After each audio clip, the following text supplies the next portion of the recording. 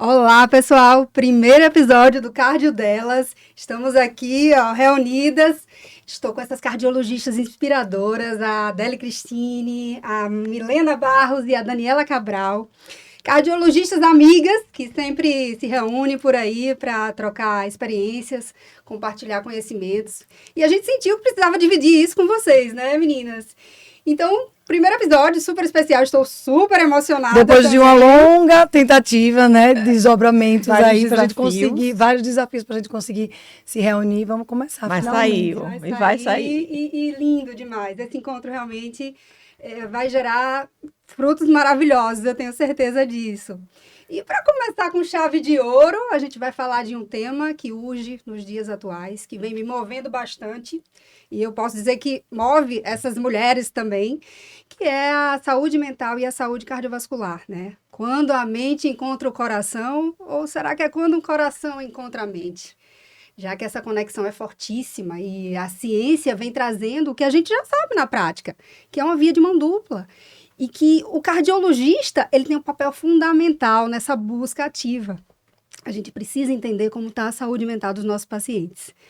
E aí, Daniela, conta um pouquinho aí dessa conexão. É um assunto extremamente importante, né? A gente sabe que a incidência de ansiedade e depressão está cada vez maior no mundo inteiro e nosso país, Brasil, não é diferente. Altos índices mesmo, muita ansiedade, muita depressão, atingindo várias parcelas da população, inclusive jovens. E também atinge de uma forma muito significativa os nossos pacientes cardiopatas, o que é um problema, porque a gente sabe que o paciente com ansiedade e depressão, ele acaba tendo um prognóstico em qualquer doença piorado. Né?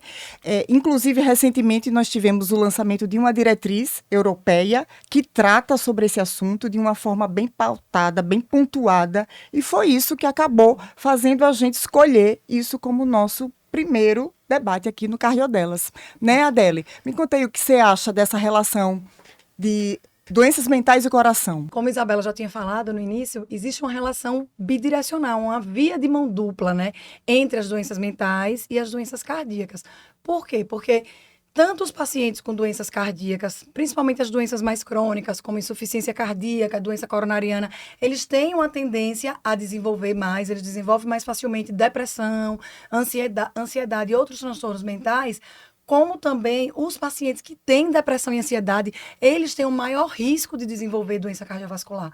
Esses pacientes têm maior risco de ter eventos coronarianos, como AVC, infarto e tudo. Então, isso tem que ser visto, certo? E, além disso, assim, a gente acha muitas vezes que a depressão e a ansiedade, ela atua somente na qualidade de vida do paciente. O paciente está deprimido, não vai conseguir fazer as coisas, né? Vai sofrer, mas não. Implica diretamente também no prognóstico, no resultado da doença, né? Nos efeitos que essa doença vai ter a longo prazo. Então, existem estudos que mostram que pacientes cardiopatas que têm depressão e ansiedade, esses pacientes morrem mais, eles têm mais novos eventos. Um paciente que já infartou, que evolui com depressão e ansiedade, ele tem um risco de ter um novo infarto maior do que aquele que não tem depressão e ansiedade. Perfeito. Daí essa importância dessa relação. Então, e aí entra no tem autocuidado, tudo a ver. né, Entra Adele, isso. que eles tendem a ter um abandono do autocuidado.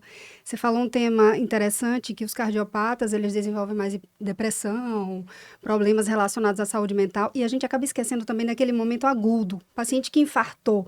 Imagina a chance desse paciente desenvolver depressão. E se a gente chega ali naquele momento e já atua na saúde mental, né? Mas na prática, Mi, como é que você faz? Como é que você entra, né? Quando eu falei da busca ativa, conta aí um pouquinho como Então, é que você Belinha, atua. isso é perfeito, né? Hoje em dia a gente está vendo muito a relação mente e coração e o cardiologista não pode mais negar isso, com essa diretriz e tudo embasado muito cientificamente. Então, hoje a gente não pode chegar só tentando tratar a doença, a gente tem que enxergar o paciente num todo. E nesse um todo eu tenho que olhar a parte emocional e muitas vezes fazer essa busca ativa, porque muitas vezes ele não vai trazer sintoma para você. E como você falou, por coincidência, você falou de um infarto, mas eu acabei de ter um paciente bem recente que foi uma angina, um paciente idoso, teve uma angina, foi para o hospital, fez cateterismo, as lesões estavam iguais, nada havia mudado. E ele chegou no meu consultório, já fez o ajuste medicamentoso, Mas eu observei algumas coisas, né? Que o sono dele não estava bom. E ele tem a apneia do sono e tinha interrompido o uso do aparelho do CPAP.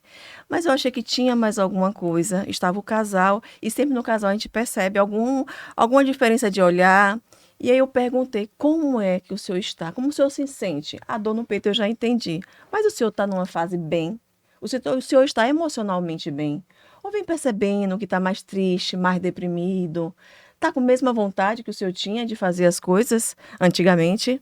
E aí ele me disse. E em um momento da consulta já estava, ele fez, eu ando muito preocupado. Só que às vezes você não consegue adentrar totalmente, mas você já percebeu ali. E aí a esposa complementou.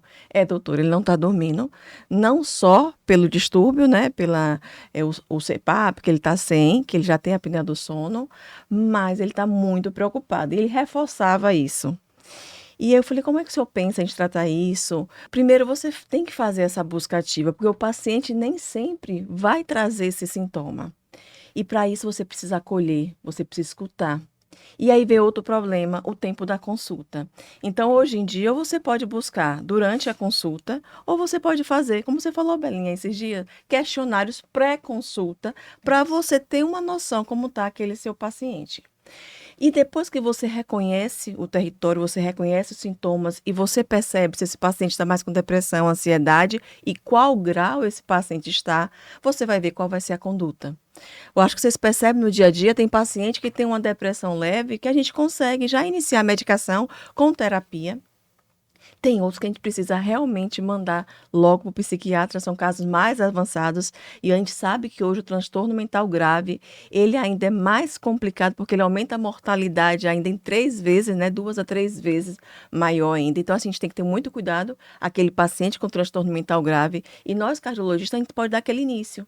E muito lembrar que não é só a medicação, a gente precisa cuidar da base, do estilo de vida, a terapia, tem vários tipos de terapia, e você tem que entender aonde esse seu paciente encaixa. Porque a gente pode ter vários tratamentos, mas o seu paciente, onde é que ele está se encaixando?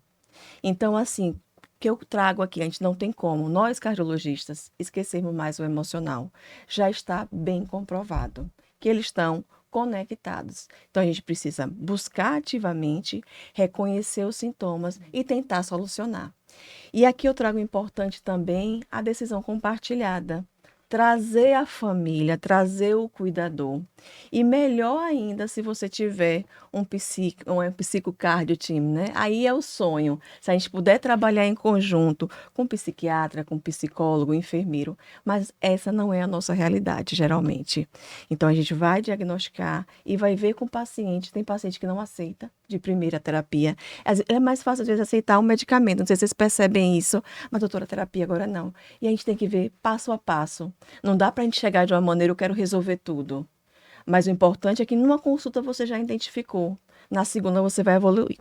Naquele paciente, por exemplo, que eu tive, eu já consegui diagnosticar o transtorno de ansiedade que ele está tendo. Muito preocupado, não fazendo as coisas por preocupação excessiva. Deve ter mais alguma coisa. E ele realmente preferiu aceitar a medicação. Eu passei uma medicação segura em paciente cardiopata e aí a gente vai para o segundo momento. E nesse segundo momento também tem um estilo de vida, né? E aí, Belinha, o que é que você acha o estilo de vida? Porque a gente não pode pensar só em medicação, em encaminhar para psiquiatria, para psicólogo. A gente também tem que tentar nessa consulta melhorar o paciente como um todo. Então, assim, não tem como hoje a gente olhar só o coração. O coração está no todo. E a gente precisa cuidar do corpo e da mente, né, Belinha? Exatamente. E os consensos vêm trazendo isso, né? Isso dá uma segurança enorme para a gente e a gente fica mais otimista. Porque quando você fala que ainda não temos o psicocardio team, mas a gente está nesse caminho. E eu sempre digo que ninguém cuida da saúde mental, da saúde cardiovascular sozinho. A gente precisa de um time. Perfeito. A gente está aqui em um time, mas quanto mais especialidades e quanto mais profissionais de saúde envolvidos nesse cuidado do paciente, a gente vai ter resultados incríveis. E esse último consenso que a Daniela falou, que eu não sei se vocês perceberam, mas como eles elevaram a importância da mudança de estilo de vida. Sim. Como eles trazem o paciente no centro. Ele é o protagonista.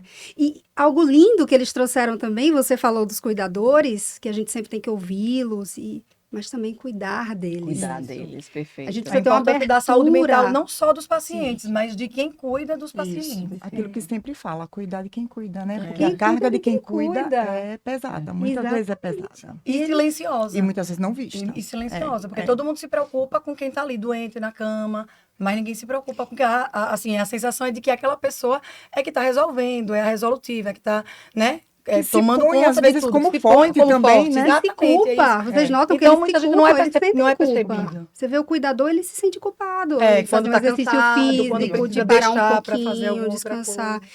E essa culpa, talvez a gente possa atuar nesse sentido e ajudá-lo, ou referenciar para algum serviço que Isso. possa acolhê-lo. Então, é um caminho. Esse consenso da ESC realmente veio para mudar muita coisa, e os cardiologistas estão vendo isso. O principal motivo era esse. Claro que ainda existem gaps, tem direções futuras aí que vão ser mudadas, mas o principal, eu imagino que tenha sido isso, o principal objetivo era acender essa luz. E realmente trazer a cardiologia para buscar essa relação mais próxima da psiquiatria, dos psicólogos, dos profissionais de saúde, para atuar nesse sentido. E quando você falou do estilo de vida, é base. É base. E a Adele estava falando da incidência maior de os pacientes cardiopatas, tem mais transtornos mentais. Imagina esses pacientes como eles realmente deixam de se alimentar bem, são mais sedentários, e mesmo quando eles iniciam o exercício físico, eles têm mais dificuldade em manter. Em prosseguir. O sono, Milena deu um exemplo aí, pode ficar bem bagunçado, e isso mexe, como no sistema de engrenagem vai atuando nos outros pilares. Quem não dorme bem não tem energia para fazer nada no outro dia, né? Muito difícil você conseguir levar em consideração que vai precisar trabalhar, que vai precisar aderir às medicações, então tudo isso acaba E aumenta se ainda a perdendo. ansiedade, né? O estresse, esse paciente ele fica Ansiedade, mais irritado, pesado. irritadíssimo. E aí, como é que gerencia esse estresse? Que a gente fala tanto, né, do mindfulness, o próprio exercício físico, e a gente tem, na consulta, a gente tenta abordar tantas situações que a gente pode manejar o estresse, mas nesse paciente que já está com o estilo de vida bagunçado, não é fácil, não, é bem complicado. E imagina os relacionamentos desses pacientes como ficam prejudicados também. Então, vira uma bagunça o estilo de vida. E se a gente não tem estratégia, e o consenso traz isso, eles colocam até aqueles degraus, a escadinha, e eles colocam ali escutativa. Escutativo. Entrevista motivacional. Ou seja, olha a diferença da atuação, da abordagem do cardiologista nesse sentido. A gente sai daquele lugar de resolver o problema. Cuidar de taxas, simplesmente. Resolver E prescrever, prescrever, medicamento. Eu acho que sai dessa... para redesenhar o estilo de vida dele, entender o que ele está vivendo, e aí a adesão, tanto à mudança de estilo de vida como ao uso das medicações, vai ser muito maior. E a partir do momento que ele começa a perceber uma mudança, ele começa e vai te dando feedback, inclusive isso é muito bom, ele vai tendo mais facilidade de mudar nos outros pilares. Com certeza. Quando você traz o questionário que a gente conversou em off sobre isso, eu venho fazendo isso, e o próprio consenso fala que duas perguntinhas que você faça, Milena abordou muito bem o paciente dela aí, como é que ele vinha se sentindo, né, nesse último mês, ou você perdeu o interesse nas atividades que você gostava. Ali, ó, já está um insight, Uma luz. pergunta que eu faço há muito tempo, antes mesmo dessa resolução do ESC, na consulta, eu acho que o paciente até não entende assim, cardiologista está perguntando isso? Pergunta assim, o que o senhor ou senhora gosta de fazer? E é impressionante como às vezes não vem resposta. Ou às vezes vem uma resposta assim, eu gosto de arrumar as gavetas. Aí eu fico assim, não, arrumar as gavetas? Vamos buscar outra coisa? Gosta de ir numa igreja, gosta de cantar, gosta de fazer um bordado, gosta de sair com as amigas. E às vezes não vem resposta. E aí eu coloco no receituário toda a prescrição, e às vezes eu coloco, além do fazer exercício, que eu coloco escrito, aí eu coloco buscar algo que goste. E me trazer na próxima consulta. Se você descobrir, me mande uma foto. Aí já teve um fato muito engraçado até de um paciente que a esposa postou no Instagram e me marcou. Ele tem marca-passo e eles foram num passeio, num parque aquático e colocou ele descendo lá. E eu achei isso o máximo, porque ela frisou lá meu marido com marca-passo e ele descendo. Então, assim, a vida precisa disso. E o paciente, eu acho extremamente importante ele entender que só faz sentido desse jeito. Isso. A gente está cuidando ali das taxas, da pressão, do colesterol, pedindo exame, prescrevendo remédio, mas o mais importante de tudo é que ele esteja bem. Que ele esteja Também feliz, né? se sentindo feliz, alegre, disposto, olhando para a vida, dizendo assim, a vida vale a pena ser vivida. Precisa se amar, né? Uma vez eu não me coloquei assim, eu coloco se ame, né? Você precisa se amar. Para você amar o outro, você tem que primeiro se amar. E muitas vezes esquece nesse processo, esquece de ser feliz, porque vira o automatismo. Então, quando vocês perguntam assim, como você falou, Dani, você gosta de quê? E a pessoa às vezes se perdeu, não sabe mais do que gosta, mas porque já virou no automático a vida, resolver coisas e tá aí tá vivendo dessa maneira, entendeu? Talvez ele não tenha resposta no momento da consulta, né? Mas, Como mas falou, né? levanta um questionamento, questionamento. né? E Você isso vai com tem um perguntas efeito abertas, terapêutico. A escuta ativa tem um exatamente. efeito terapêutico. Quando a gente fala, por exemplo, de espiritualidade, que é uma coisa que foi o assunto do meu mestrado, então eu estudo muito. Então, às vezes, você não precisa estar falando sobre suas próprias crenças, mas a partir do momento que você escuta o que o paciente sente, qual é o propósito de vida do paciente, né? O que é que ele pensa da existência, quais são as coisas que ele gosta de fazer, o que é que lhe dá sentido à sua vida, só o fato de você estar ali escutando, isso tem um efeito terapêutico. É claro, uma ferramenta diagnóstica para a gente entender se ele está bem, se ele está passando por alguma crise, se ele está com alguma crise existencial, seja uma crise espiritual, seja uma crise mental, são coisas que estão muitas vezes diferentes, mas muitas vezes correlacionadas. A gente traz esse efeito terapêutico também. Você consegue diagnosticar se ele está passando por aquilo, você consegue fazer um encaminhamento para alguma ação não medicamentosa, né? Seja o mindfulness que você tanto fala, Bela, alguma terapia, alguma escuta dependendo do que ele vai dizer, que é o que faz sentido para ele, né? Convivência, passeio no meio da natureza, tudo isso pode trazer uma resposta. Então, você consegue encaminhar, mas você também já está tendo alguma ação benéfica na vida daquele paciente. Vocês percebem no dia a dia aqueles pacientes que têm maior gratidão, maior otimismo, né? Que têm maior felicidade? Como o tratamento flui de maneira mais Muito adequada? mais fácil, É com bons impressionante. resultados, Mas aquele Com paciente certeza. mais pessimista, né? cheio Que- de mágoas. Sem esperança, Né? a coisa parece que anda mais devagar. E os estudos E eu- mostram isso, né? Os pacientes que Sim. têm pensamento mais positivo, são mais otimistas, têm essa espiritualidade mais aguçada.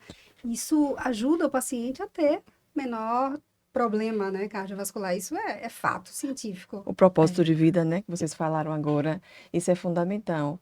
Então, a gente precisa realmente reforçar a importância da saúde mental na cardiologia.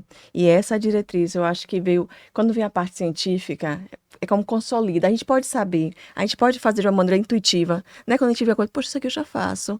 Mas quando vem a diretriz, vem um posicionamento, gente, né? em base você fala, poxa, eu estou fazendo correto, mas ainda posso melhorar algumas coisas. Existem algumas ferramentas que ainda podem me facilitar. A gente já fazia algumas perguntas, né, intuitivamente, mas com esse posicionamento me trouxe algumas reflexões que eu vou conseguir melhorar na minha consulta. E essa conscientização não só ficar na cardiologia, a gente levar para o paciente. Então, no momento que eu falei dele transtorno da ansiedade, eu falei, pense que isso aí está prejudicando o seu coração. O senhor fez o cateterismo e deu o mesmo, não modificou nada. Então, o que a gente precisa melhorar agora? O que é que a gente pode melhorar? O senhor está da medicação, ele estava totalmente otimizado. Mas o que a gente está precisando melhorar? O seu sono. Não está fazendo. Entendeu? Exercício físico, encaminhei para reabilitação.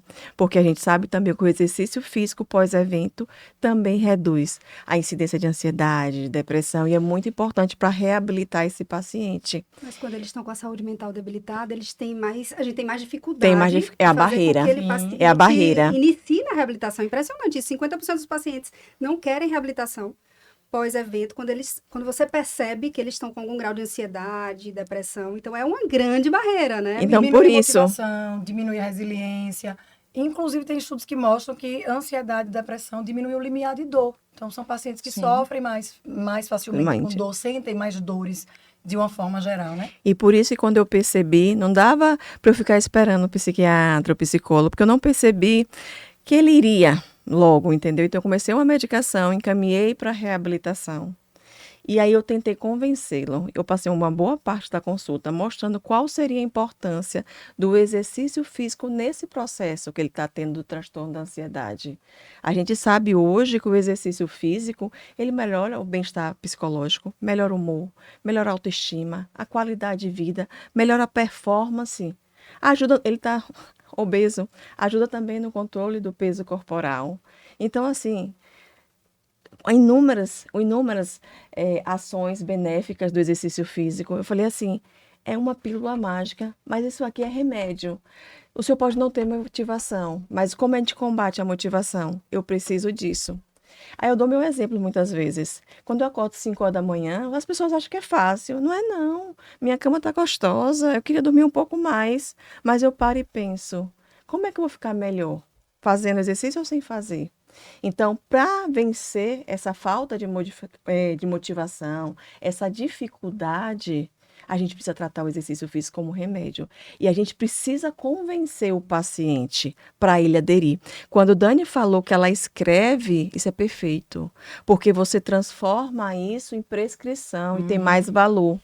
Você não pode chegar na porta do seu consultório e falar, não esqueça, faça exercício físico. Exercício físico também tem dose. Então, quando você chega lá, você vai falar assim, olha, e como a gente conversa muito, não dá para trabalhar tudo de uma vez só, tem que ser por etapas. Eu vou falar bem assim, o mais importante é o senhor sair do sedentarismo agora. Mas não quero falar em meta, porque meta, a gente já está cheio de metas na vida. Mas eu quero falar que existem alguns pontos que vão te melhorar mais. Isso eu preciso conversar com o senhor. Então, nosso objetivo é em torno de 150 minutos de exercício aeróbico por semana e 2 vezes de fortalecimento muscular. Então, a gente precisa conscientizar o paciente para a gente dividir um pouquinho e ele entender o que a gente está falando. Porque se você falar, faça, não estou afim de fazer exercício físico. Hoje eu postei de uma paciente que eu fiquei arrepiada hoje lá na reabilitação do HU, inclusive a sua paciente. Ela disse, eu cheguei, quando ela me mandou para a reabilitação, eu falei, poxa, não estou nem vontade de fazer, isso aqui vai melhorar. Minha situação já é tão crítica, o exercício vai melhorar alguma coisa? A paciente caía. Ela me mostrou o óculos dela, porque ela caía direto, ela parou de ter quedas.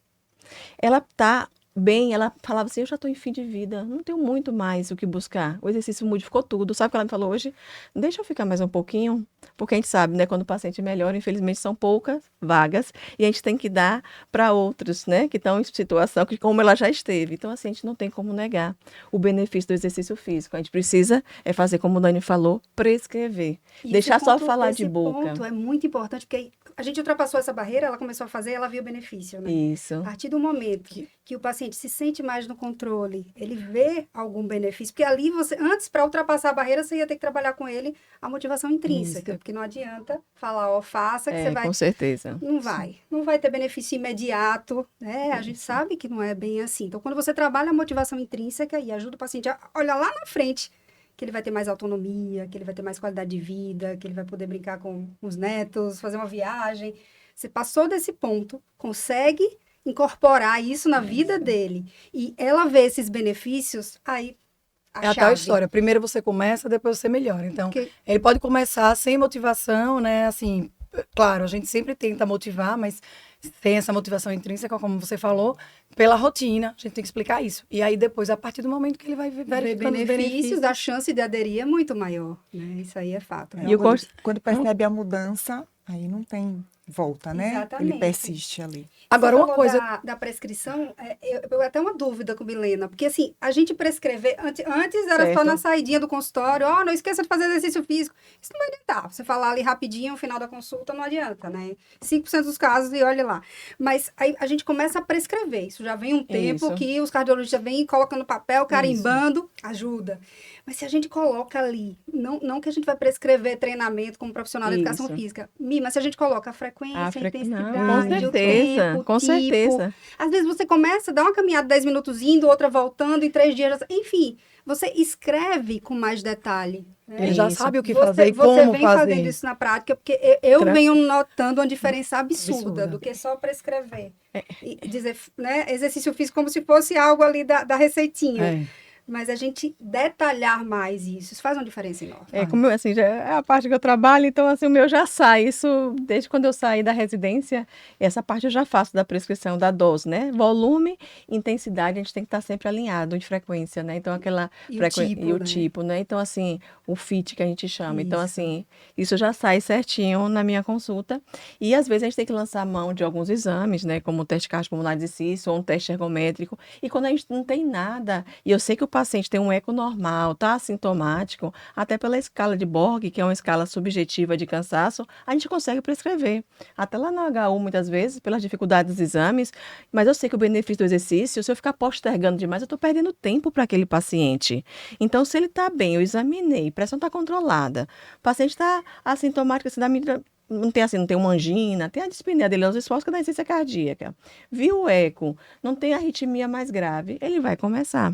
Certo? Agora, lógico, com precaução, com leve intensidade, seguindo uma escala de cansaço e logo depois ele faz o exame. Mas a gente não pode perder tempo. Tipo, se eu tenho um paciente pós-evento, pós um infarto, pós uma angioplastia, aí eu vou colocar o paciente para começar exercício daqui a 6 meses, eu já perdi esse tempo todo. E a gente falando de saúde mental, imagina a Lembrando diferença, né? isso. Que Em isso 8 faz na saúde semanas, mental. Belinha, já tem resultado para depressão.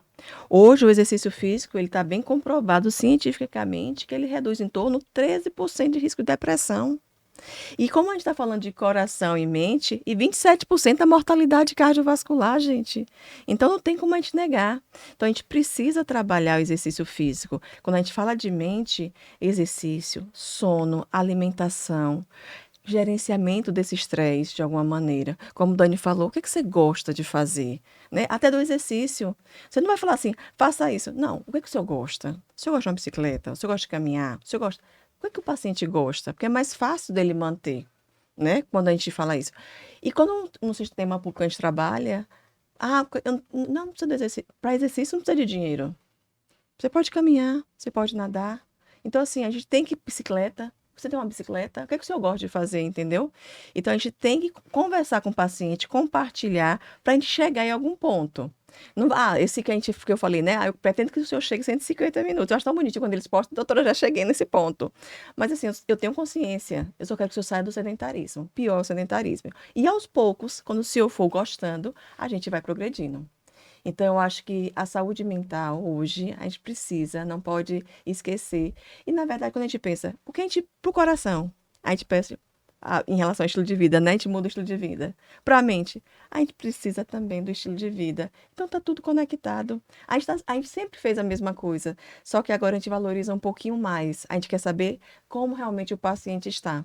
Então, eu acho que só tem a ganhar. Eu acho que esse posicionamento foi perfeito, porque algumas coisas que a gente já estava fazendo intuitivamente, a gente vai agora tornar um pouquinho, vai lapidar um Tá mais pouco mais, dar estruturado, mais né? estruturada, entendeu? E a gente vai convencer mais. Aí, principalmente a quem não fazia, né? Alguns cardiologistas já tinham isso, já faziam, como a gente está aqui, mas algumas pessoas ainda não estavam valorizando muito a saúde mental, porque, tem evidência para isso, tem gente que precisa de evidência, e agora eu acho que isso aí fechou. Outra coisa que eu vejo, claro que mudança de estilo de vida é para todos, né, e todas as doenças, mas quando a gente identifica um paciente que tem a necessidade de um tratamento medicamentoso, de um antidepressivo ou de um ansiolítico, e como você colocou aí, que às vezes a gente vê que está no rol do que a gente, enquanto cardiologista, Consegue. pode administrar, pode iniciar. Então, eu trago muito uma exemplificação assim, porque existe uma resistência muito grande ainda no uso desses medicamentos. Como você disse, mais na terapia do que nos medicamentos, mas nos medicamentos dessa esfera mental, uma resistência muito grande. Claro que ninguém gosta, em tese, de usar medicamento, mas quando você diz que alguém precisa de um remédio para pressão, de um remédio para o colesterol, todo mundo aceita isso mais de uma fácil. forma mais tranquila. Bem mais E fácil. quando você precisa de algo da esfera mental, sempre vem algo assim. Mas eu não Espere tenho um problema pouco. nenhum. Mas eu vou melhorar. Dependente, Né? Mas isso eu vou. direto. E Ou aí do as outro lado. coisas que eu mais trago são assim. Primeiro, que eu já simplifico para o paciente. Não é porque a gente vai começar que a gente vai ter isso a vida toda. Vamos começar? Vamos ver como é que o senhor vai Para ficar? responder. Vamos ter a resposta e ver o que é que vem por aí, e aí a gente define. Segundo, Se existe algo, se foi criado algo para a gente viver melhor, por que não?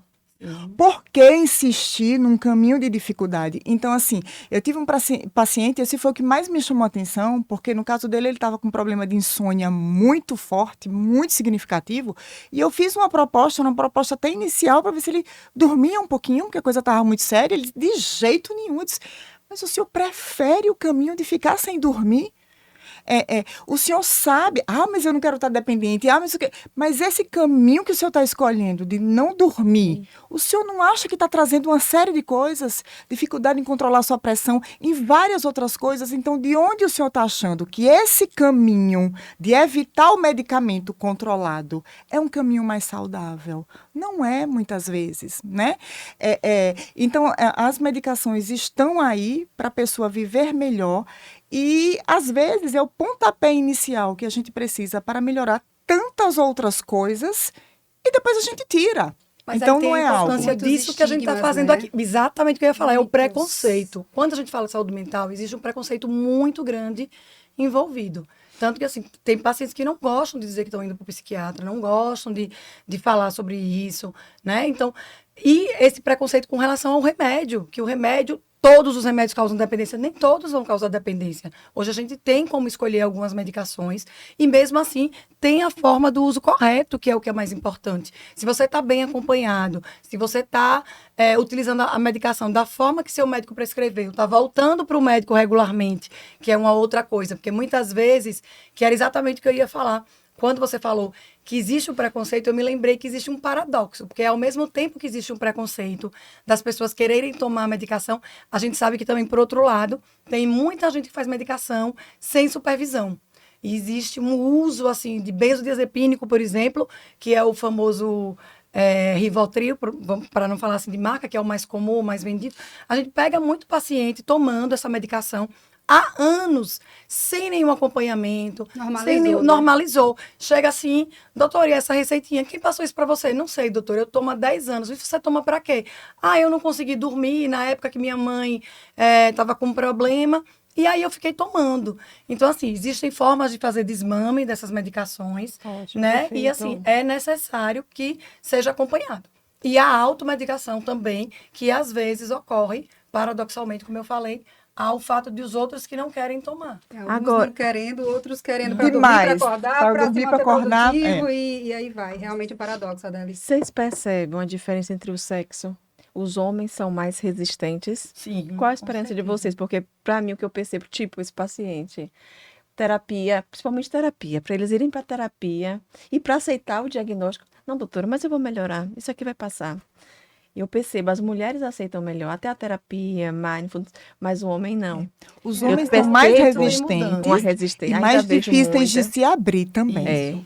É impressionante, assim, como na consulta, a consulta com a mulher, assim, facilmente a gente tira o que está acontecendo, o que é que está trazendo transtorno. É muito mais simples, assim, se abre Também muito mais acho. facilmente. Aí eu não sei se a questão é a relação do homem estar se consultando com a mulher, mas acho que não. Eu acho que é uma questão mesmo do comportamento masculino, de querer se mostrar mais inabalável, né? Resistir mais aos problemas. No consenso, a lista das mulheres, dos problemas de saúde mental das mulheres e dos homens. Você vê uma diferença absurda. E é isso que você falou. Elas colocam mais para fora, elas se abrem mais. Então, talvez aquela lista menor dos homens esteja subestimada, aí. digamos assim. Eu acho que a mulher ela já tem um jeito mais de dizer assim, eu posso ser frágil, sabe?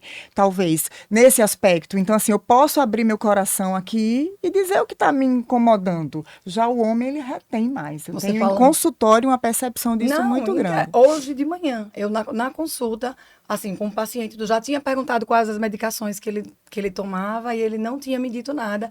E aí, ao final, eu insistindo com algumas questões, sabe? E aí, ele com a tosse que já vem há algum tempo tentando tratar, mas que nada melhora. E assim, eu achando que poderia ter até algum fundo emocional. Comecei a conversar com ele sobre isso. Aí que ele me falou, sendo que eu já tinha perguntado.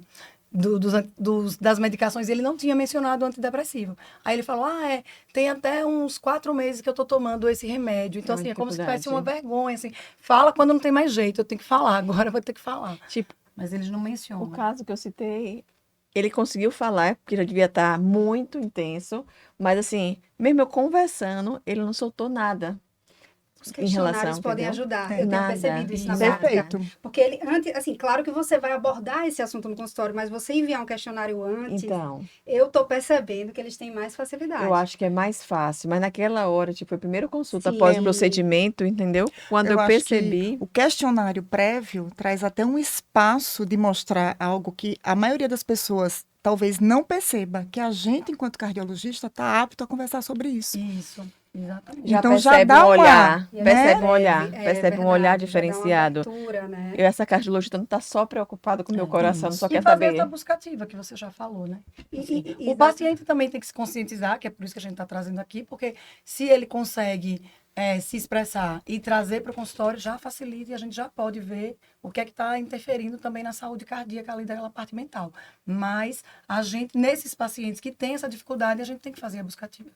E trazer cada vez mais esse tema, né? Adélia, você falou da espiritualidade, por exemplo, da conexão com a natureza, do mindfulness, da meditação, da gente ter um estilo de vida mais atento, à atenção plena, um estilo de vida mais mindfulness, né?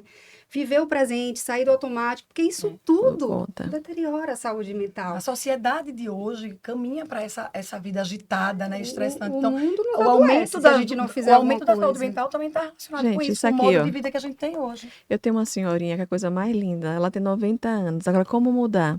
Ela fica no celular até 2 horas da manhã. 90 anos. O dia dela é todo trocado. É uma fofura. E aí eu brinco com ela demais. Eu falei, como é que eu consigo mais mudar a senhora? Me conte o que é que eu posso fazer. Eu já tento convencê-la. Só que assim, com 90 anos, ela acorda 10, 12 horas. Muda tudo. É tudo modificado na casa dela. Então, assim, isso aqui tem acabado com a gente. Em todas as gerações, você vê 90 anos. Aí eu fico fazendo o quê?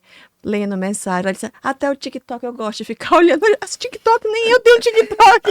Até o TikTok, 90 anos. Então, assim, uma coisa que a gente trabalhar também na hora, né, em relação à higiene do sono, essa parte das telas, da tecnologia. Pra gente Deixa sair um fora do pouquinho celular, disso. Bota no modo avião, É. dá. Mas esse ponto que você tocou, dessa senhora, a gente pensa em outro lado também, o lado do isolamento social, deles se sentirem Que sozinhos. tem muita Ela relação com a não. saúde Nesse caso, mental. Tem né, não, Mi? é uma fofura. Mas eu percebo que muitos vão Muitos, para a é, tecnologia. muitos é a por companhia que isso. tem. E no É, idoso, então, esse isolamento outro no lado idoso que a é gente tem muito que olhar comum. também, É. né? Porque isolamento social é um grande problema para a saúde cardiovascular, inclusive. Essa, graças a Deus, a família super acessível, assim, muito presente, sabe?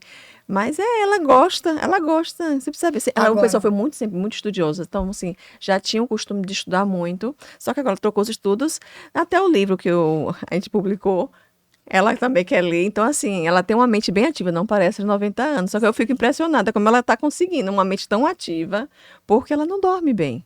Ela já vai dormir 2, 3 horas da manhã, ela troca todo o ciclo dela, sono, vigília. Por outro lado, é válido lembrar que as tecnologias também podem ajudar.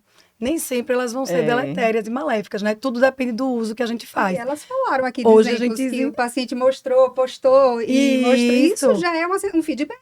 E hoje a Uma gente tem sensação de alta aplicativos eficácia. que ajudam a determinar melhora do humor, a depender da variabilidade da frequência cardíaca, de como o paciente está se sentindo, temperatura e tudo. Então, começando a se desenvolver esses aplicativos que você tem nesses relógios e tal, que vai ajudar ao paciente a se auto-perceber também. Ele mesmo se monitorizar, né? E perceber se tá mudando. Porque pode ter alteração de frequência cardíaca, depender, né? Se está mais ansioso, se está mais estressado e tudo isso. A inteligência artificial aplicada ao aplicativo, ao aparelho, vai ajudar a detectar essas buscar o variações. equilíbrio, né? O problema Buscar é- o equilíbrio. É a higiene do sono, né? Eu só não quero essa tela lá perto, né? Muita gente reclamando, se queixando de cansaço durante o dia, Isso. né? Fadigado. E aí, quando você vai investigar sobre o sono, ele tá lá com o celular, estimulando o cérebro o tempo até todo. tarde da noite. Como é que esse paciente não vai estar cansado no outro dia, né? Eu trago uma comparação muito quando assim, tinha as crianças pequenas, né? Como é que você fazia para botar sua criança para dormir? Eu tenho certeza que você desligava tudo, botava o pijaminha, não queria barulho nenhum para a criança poder dormir. E você foi crescendo, o que foi acontecendo? O que você está fazendo com você hoje? Lembre daquela sua criança, do seu filho que você colocava para dormir. O que é que você queria? Que ele entendesse que aquilo era à noite. E hoje, o que é que você faz? Aí eles param assim, é verdade, estou fazendo tudo errado. Então, às vezes, a gente tem que trazer algumas comparações simples, que aí a pessoa fala, poxa, é o que a gente faz quando nós temos nossos filhos. Todo mundo vai lá, prepara, faz massagem para ter uma noite de sono perfeita. A criança dormir, você também dormir um pouquinho. E depois vai tudo mudando. Aí quando você vê todo mundo aí em celular o tempo todo, é televisão ligada. Quando a pessoa diz que dorme bem com a televisão ligada, e seu cérebro ali, você acha que está dormindo bem também, com aquele estímulo todo chegando? Então a gente também precisa alertar, né? A tecnologia é boa, mas só pelo menos perto do sono, lembrar da higiene do sono para a gente dormir melhor, porque dormir melhor também faz bem para a mente, né? É o nosso papel trazer esses pontos e é um resgate, né, gente? A gente acaba voltando para aquela época onde o sono era tratado dessa forma, onde tinha um ambiente, toda a rotina Onde as pessoas se reuniam na equilibrada. sala de jantar para conversar antes de ir dormir, né? Exatamente. Falar sobre o que aconteceu no dia. Essa questão da natureza, que a gente tinha muito mais facilidade. E hoje, nós médicos, na medicina do estilo de vida mesmo, a gente até questiona, né? Um novo pilar, porque a gente sabe dos benefícios, e tem vários estudos mostrando, né? Ground mesmo, você sair pisando no pé no chão, pé desnudo, né? Sem sapato, sem nada. Pisar na grama, contato com cachoeira, tem vários estudos. Os banhos de mostrando floresta, benefícios. que algumas médicas vão com os pacientes, eu conheço trabalhos lindos nesse sentido. Então, acaba que é um resgate. A ciência A avançou. contemplação que a gente perdeu, né? Parar para olhar a lua, você está aqui. Eu estou dizendo que essa semana, noite de lua cheia, recentemente, estava saindo do Linda, trabalho. linda. Aí você para assim, ai não, peraí. Merece uns minutinhos do meu dia. pouquinho, né? Só aquele pouquinho que você para, você já percebe que já lhe traz uma outra... A presença, né? Já lhe traz uma calma. Sua Já respiração diminui. fica Porque diferente. a história do celular. Todo mundo hoje em dia anda com o celular olhando. Toda vez que eu chego lá no consultório, fico vendo a quantidade de médicos, os pacientes, todo mundo andando olhando. Então, a gente não olha mais para nada. Se o céu tá bonito, se tem uma árvore verde no caminho. Se um dia desses eu vi uma postagem que eu achei tão linda, aí eu continuo sendo criança, porque eu ainda olho para as nuvens e imagino figuras. Figuras, E às vezes eu adoro. me pego fazendo isso. adoro. Então, contemplar é importante para a gente se desligar disso aqui, que é mensagem Isso. o tempo inteiro, é WhatsApp, banco, aplicativo, tal. Então, fica todo mundo realmente num ritmo que não tem como, é acelerado demais, aí só pode ser deletério. Verdade, a gente tem que lembrar muito, né, sobre esse assunto. Meninas, seria maravilhoso se a gente conversasse aí que mais horas e horas, mas a gente vai precisar finalizar esse episódio lindo. E querem deixar aí uma mensagem para o pessoal aí sobre essa conexão tão forte entre saúde mental e Uma coração. mensagem bem curta, bem rápida, mas objetiva. Cuidar da saúde mental também é cuidar do coração. Milena, Acho que pensando assim, eu tentaria deixar como mensagem principal, tente viver bem, viver melhor. E um dos caminhos para isso é a prática do exercício físico. eu sabia que ela ia falar desse exercício. Tem que ser, né? Não. Então, acho que o que as meninas já falaram resume também muito bem, mas é isso. Eu acho que não tem como separar. A gente fala muito saúde física, saúde mental, como se fossem duas coisas separadas, mas não é. É intrínseco, é imbrincado para tudo. A gente vê a influência da saúde mental em tudo, não só no coração. A gente está falando do coração aqui porque somos cardiologistas, mas em todas as áreas, né? Nos pacientes oncológicos, por exemplo, estudei recentemente agora. Então, assim, é entender que a saúde, ela é uma só, é aquela definição da OMS, né? Do completo bem-estar psíquico, físico, social, emocional, espiritual. Então, assim, se alguma dessas peças, tentar ter esse equilíbrio, porque se alguma dessas peças está faltando, a saúde não está completa. Perfeito. Eu complemento só para a gente não esquecer de pausar, não se sentir culpado em pausar.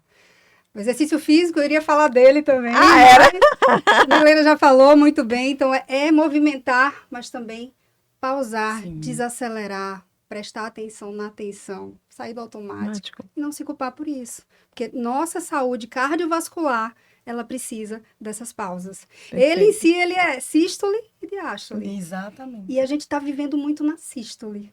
Então, esse contemplar que a Adélia falou, esse pausar, precisa fazer mais parte das nossas vidas. Verdade. Sim. Um brinde. Um brinde! De caneca. Primeiro episódio de Carne dela. E muito. Que delícia Meu estar aqui Deus. com vocês. Muito bom. Beijo, gente. Até a próxima.